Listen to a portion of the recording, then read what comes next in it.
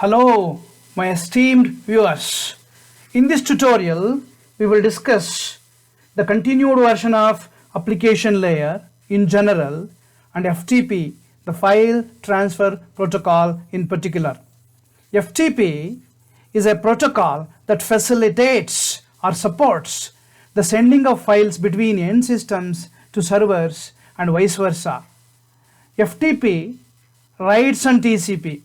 Having said this, most of the reliability services are promised to the file being transferred from the end system to the server and from the server to the end system.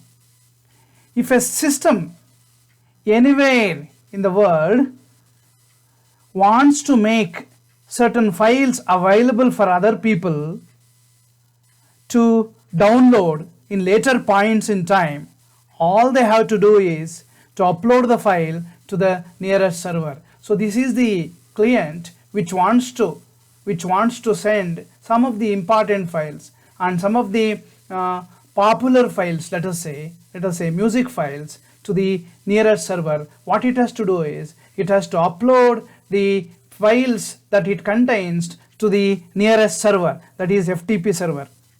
In turn, the other systems anywhere over the globe can be communicated to the server and download the file which the user has uploaded in the previous past. It is not mandatory to use server in majority of the cases. Any end system that would want to send the file can configure their system to be FTP servers.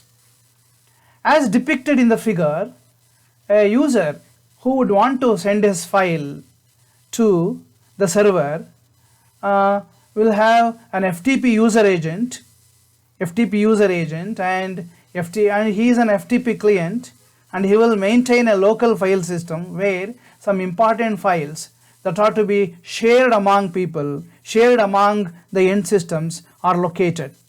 As depicted in the figure, the user interacts with the FTP through an FTP user agent, the popular user agent being FileZilla. The user first provides the host name to the remote server.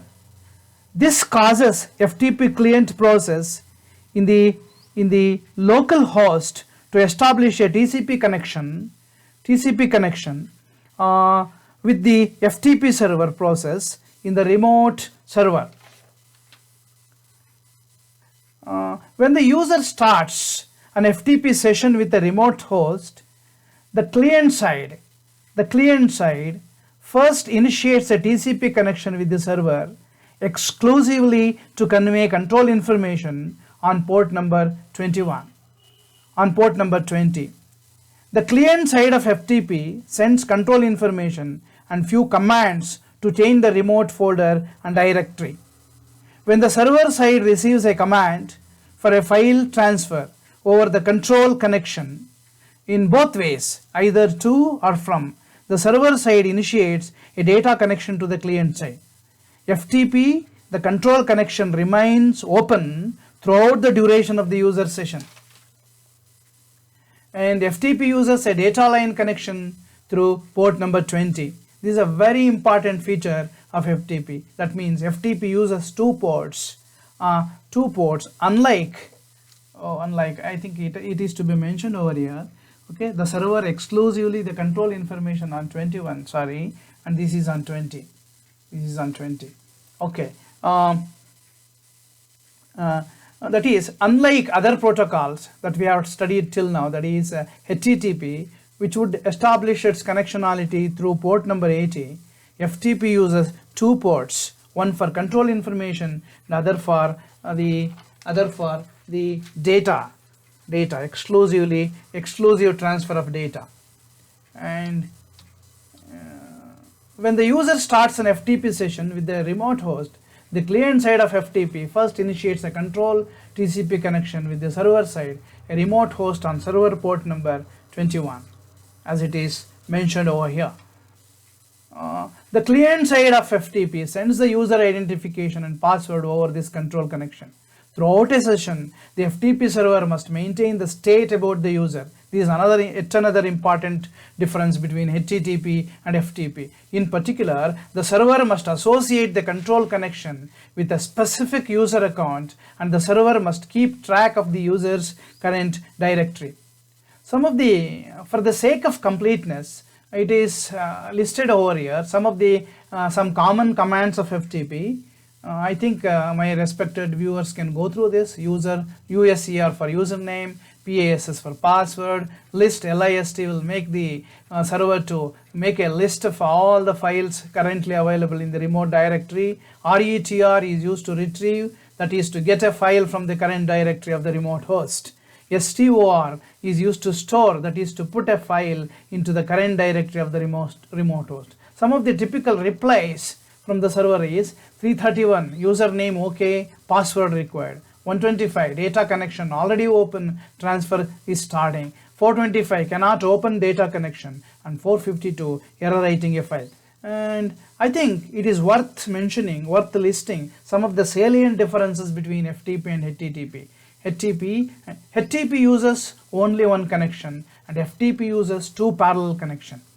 HTTP is said to be in-band because the data as well as the control information will be flowing in the same connection that is established by TCP, while FTP is said to be out of band because the control information is aloof and the data is also aloof, therefore it is out of band.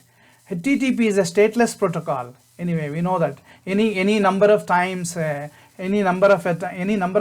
user visits a server through his browser, it will not record the user's identity or which user is asking or what time the user is asking for the services. But on the other hand, FTP server maintains state of the user, like the specifics of the user and the current directory or the current folder he is currently in.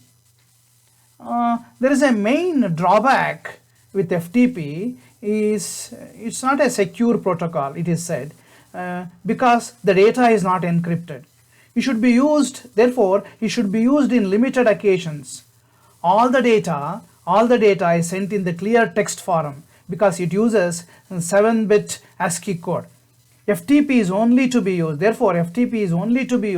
over only a trustworthy network or in a local area network, because the data is not at all that sensitive. There are two versions of FTP.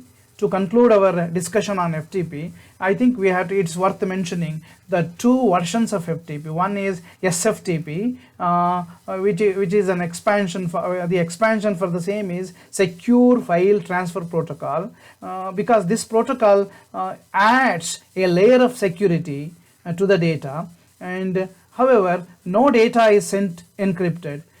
It is a connection oriented protocol.